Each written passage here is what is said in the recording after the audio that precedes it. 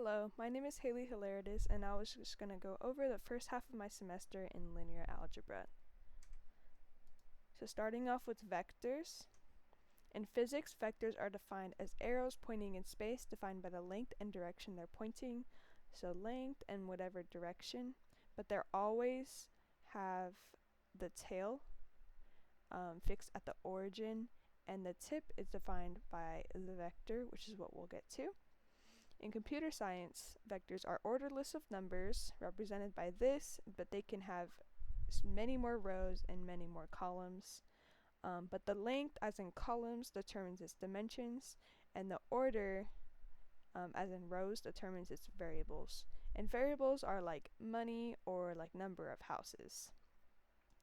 In mathematics, or linear algebra, it's a combination of the previous definitions. So in mathematics, we have the graphical version, which is more like the physics, where we have a graph and we have the vectors pointing in space.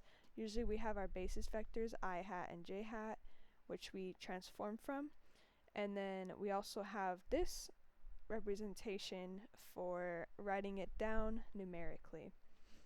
And whenever we make transformations, which we will get to in the next slide, is that this number, the first number, determines how many we move along the x-axis, and this number determines how much we move parallel to the y-axis. And notice how I say parallel, because we're not on the y-axis necessarily.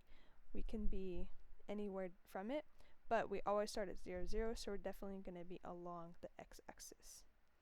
And then whenever we show this transformation graphically, we start with our I hat and how many it moves, and the j hat how many it moves, and then to find the final vector of these two is we move the tail end of the j hat to the tip of the I hat, and then we draw a new vector from the tail of I hat to the tip of j hat, such as this. For multiplying vectors, it's actually called scaling, and the scaling factor or the coefficient is called the scalar. And scaling is essentially, graphically speaking, stretching or squishing vectors. And whenever we multiply by both numbers, and it produces this outcome. Now, a basis is a set of linearly independent vectors that span the vector space. And in a basis, it only shows given vectors in a space, meaning you see how this one ends here, this one ends here, here, and here, and we're only getting the box created by that. However, a span is a set of all possible linear combinations of vectors. So in this picture, we see all of the vectors that span in a space, and yeah. So for linear transformations, it's actually, we can break it down into by the words that it's made of. So the linear part means that the origin stays fixed in its place and the lines stay lines and don't become curved. Otherwise, it's not a linear transformation. That's what's important about linear algebra, is that they stay straight. So in this example, we have our line staying straight and the origin fixed. The only thing changing is the space is being squished or stretched. So the transformation part is actually means a function, meaning we take a vector input and create a vector output. It's much like the results of scaling. But the reason we call it transformation instead of just function is because we want to visualize the original function physically changing into vector physically changing into the output vector. So if we had our I hat and j hat written on here, we would see our I hat physically changing to move from this to this. Now we're on to reduced row echelon form. In reduced row echelon form, the leading values are ones, meaning the first values in each row. And the bottom row is all zeros, as you can see. And the numbers above and below leading values are zeros. And it's important to note that after the first column leading value, the second leading value will be like under and to the right of the first one. So diagonal, or if we had this more more rows in this example, we could have our third leading value to actually skip a column and go on to the next one, but not in this case. And then here I'm just solving to turn this matrix into this by, for example, right here, I'm starting off with trying to turn this 1 into 0, so I subtract the first row from the second row and do those values into the second row, and I keep doing that until I get all zeros on the bottom and my leading values with zeros above them. And then here it's just interpreting this into like a linear equation. So we have our x1, x2, x3, and then our free row. And then now we need to show a case where AB equals BA is true and where it is not true. So for the first one, scalar multiples of identity matrices showcase that this is true. As we can see, if matrix A equals 2 times the identity matrix and matrix B equals 3 times the identity matrix, no matter what matrix A actually is or matrix B actually is, if we have just this times the identity, this times the identity, they turn out to be the same. So we see 6i equals 6i. In this case, we have a difference in the matrices. So we see AB, we do all of this, multiplying these two, first times the second, and we get this, and we do it second times the first, and this one, and we get this, and these are clearly not the same. So that's why this example doesn't work. Now on to identity matrices, as previously mentioned. So identity matrices are square matrices, meaning the columns or number of columns are equal to the number of rows. And when they're multiplied by any matrix A, the result is the matrix A. And the identity matrix looks like 1s on the diagonal, no matter how big it is or small it is, and 0s everywhere else.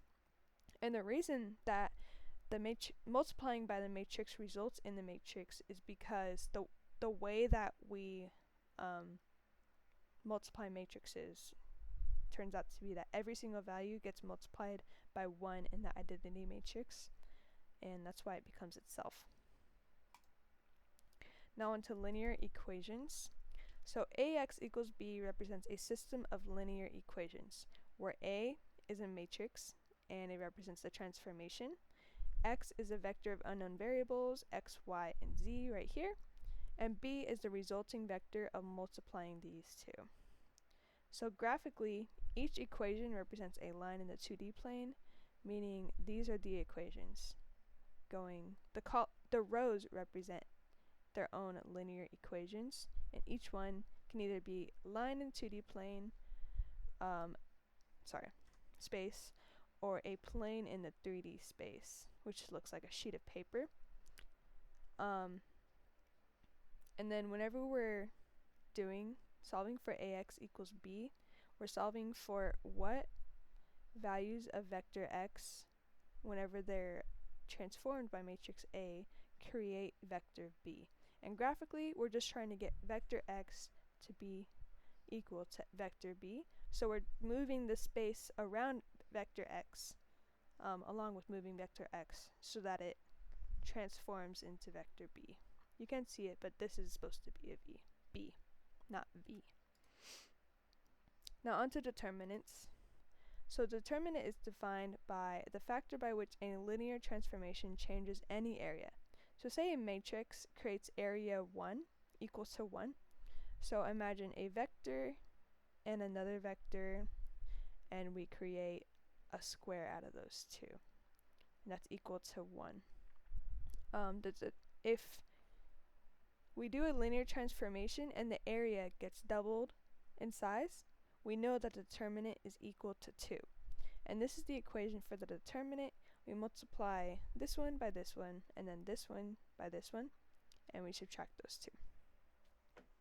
However, when a determinant is equal to 0, which basically means we're turning that same area, if you can imagine this square that I'm drawing out, and we're squishing it so small that it gets 0. It's just non-existent, or turns into a single point. It's basically what it means. It also means that the matrix, I'm pretty sure it means it's not linearly dependent. I might be wrong, it might be a different thing, but graphically speaking, the matrix turned into either a single line coming from the 3D plane or coming from the 2D plane into a single point.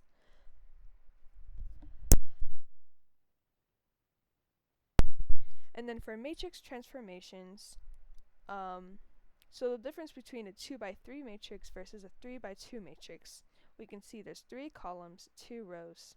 This means that we start off in the 3D space with the 3 columns because we have 3 vectors. So that's how we know we have I hat, j hat, and k hat for x, y, and z respectively. Whenever we only have 2 rows, it's going to turn out being an output that's only in the 2D. So we're going to have 3 vectors, but they're not going to be in the 3D space. For a 3x2 matrix, we're starting off in 2D, and it's just 2 vectors. And it's important to note that when we transfer into the 3D space, we're only having 2 vectors because we never started off with a third. So that's just how that goes. And thank you.